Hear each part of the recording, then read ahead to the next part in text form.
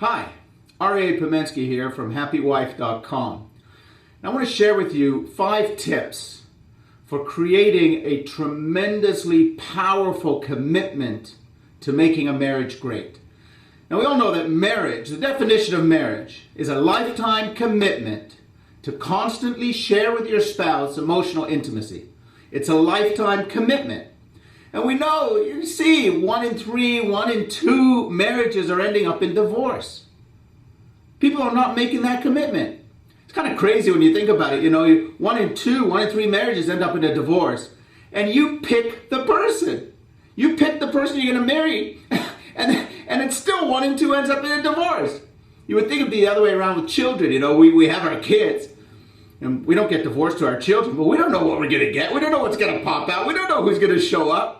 Yet we make a commitment. All right, they're my kid for life. We're going to make it work.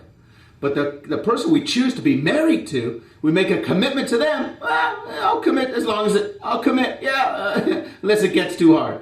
No, in order to succeed, you need a foundation of a marriage, which is the commitments. And I want to give you the 5 tips, what I call the 5 commitments that a person needs to set the foundation for a fantastic marriage. First commitment is that you just have to show up. You got to show up. You can't be absent. You just can't be absent. You got to be there. And when I say be there, I mean on all different levels. First, you got to be there physically. You can't be an absentee spouse. Can't call in and say, hey, how's it going? Yeah, I know I haven't seen you very often, but no, you got to show up. You got to get home. You got to be with your spouse. You actually have to show up physically. You got to make that commitment. Be there every day. Got to show up. Not only do you have to show up physically, you got to show up emotionally. Marriage is an emotional connection. It's making an emotional connection, getting closer every day. So you got to show up emotionally. Everybody's bringing baggage into their marriage from previous relationships, from their parents, from ideas that they've had. We're all scared. We all need to build trust. And building trust means you show up emotionally. You open yourself up to the spouse. You make the commitment. You're not going to run. You're not going to hide. You're going to open yourself up emotionally. And that takes courage. You're making a commitment to have the courage to emotionally be there for your spouse. And the last part of showing up means that you're showing up for the long haul. You're there. The slightest bit of trouble, boom, you're not going to run for the hills. No, I'm here. I know that my marriage, our relationship is great. Right after we get over this hurdle, this trouble, we work through it, it's going to be great. First commitment, just show up. Second commitment is you have to make a commitment to make daily connections. Daily. You know, a marriage, it's not going to happen by itself. It's just not going to happen by itself. You need to show up. You need to show up. You can't take days off. Every day you have to make a commitment that today I'm going to feel closer to my spouse. Today I'm going to make them feel closer to me. I have something I call the 2-week marriage syndrome.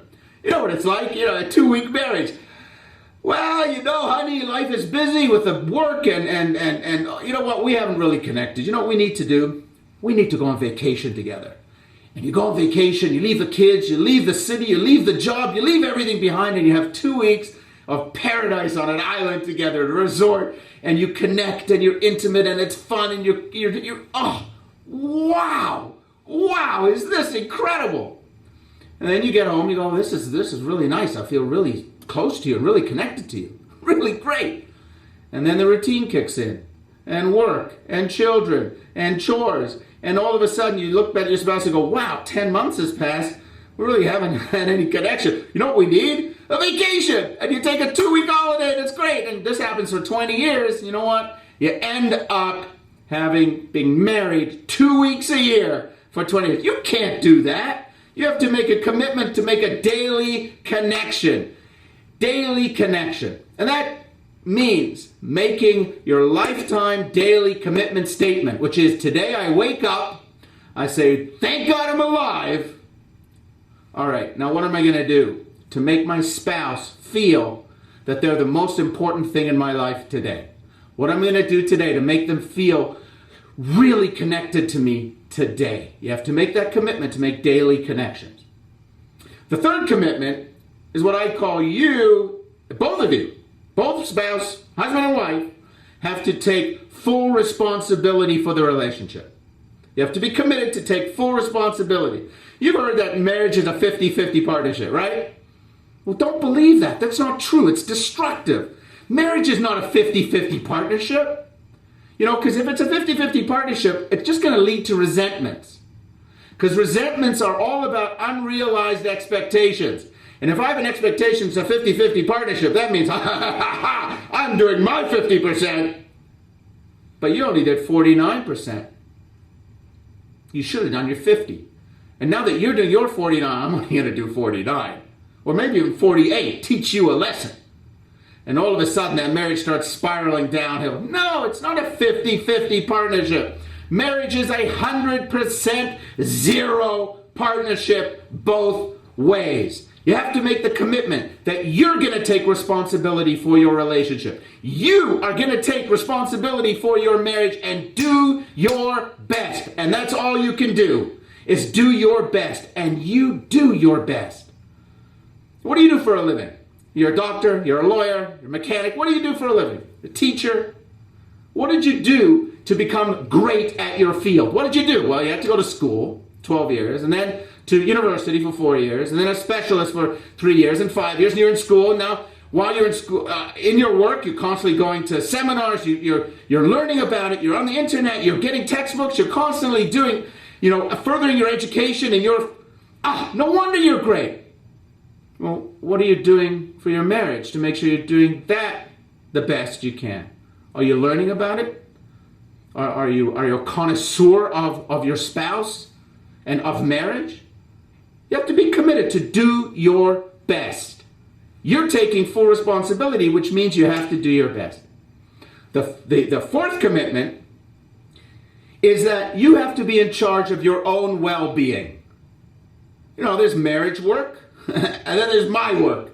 I can't make you, my spouse, responsible for my inner work, my sense of inner peace, my sense of well-being, my inner health.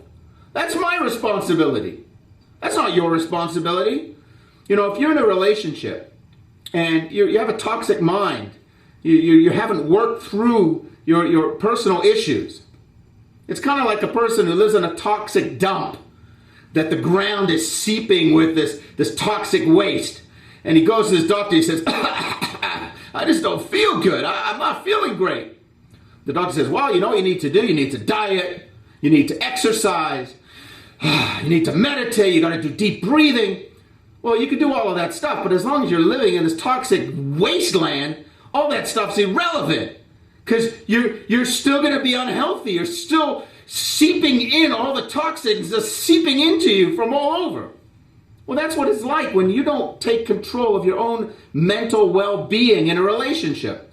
You can do all the right things, but if it's unhealthy in there, if it's stressful in there, your relationship is going to reflect that. But that's not your spouse's work. That's your commitment to do your own inner work. Your own personal growth. That's your responsibility. And you need to make that commitment to your spouse. That I will do my work. They will do their work. I will do my work. And the beautiful thing about it is that marriage is set up in such a way that marriage itself is personal growth. We don't need personal growth to be good at marriage. We need marriage to be good at personal growth.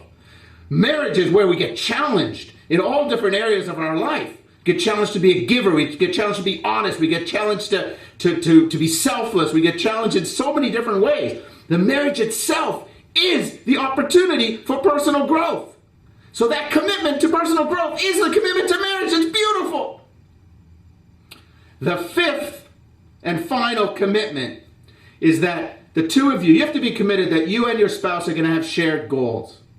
When you first get married, it's so exciting, and you're always looking at each other. You can tell newlywed couples are glaring into each other's eyes. Oh, wow, it's us, me, and you're trying. But eventually, the honeymoon wears off a little bit, and the two of you looking at each other, the two of you have to begin now to come together and look out at the world together. And in order to do that, you need common goals. I was once saw this pictorial essay. It had different topics, a picture, and then it had a caption. And one of them caption said, marriage. And it had a picture of these two very well-dressed, executive, kind of beautiful people in boats, each one standing in their own little rowboat, pointing out towards the horizon. And they're pointing, and they're holding hands, and they're supporting each other. And it's the ocean is a little bit tippy, and they're supporting each other. They're pointed in the same direction. Caption said, marriage. Ah, beautiful, right? Right? Wrong. Terrible. That's not marriage. That's not marriage. That's long-term dating. That's what people say, I don't want to really get married. I just want to date like this for the rest of it. No. Marriage begins when you both climb into the same boat. I understand. It's more vulnerable. Two people in one boat. It's a little tippy compared to two boats next to each other. They support each other. But that's marriage. It's the two of you make a commitment to climb into the same boat, even though it's vulnerable, even though it can be scary. Of course we know that. But it's not about that. It's about creating that shared space, that the common goals. Very important. See, there are three parts to every relationship.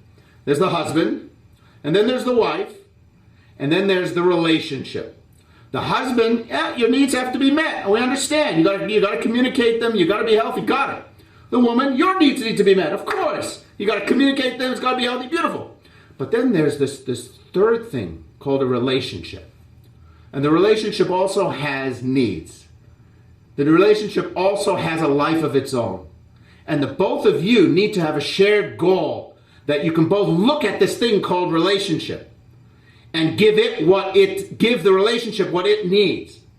Give the relationship what it needs.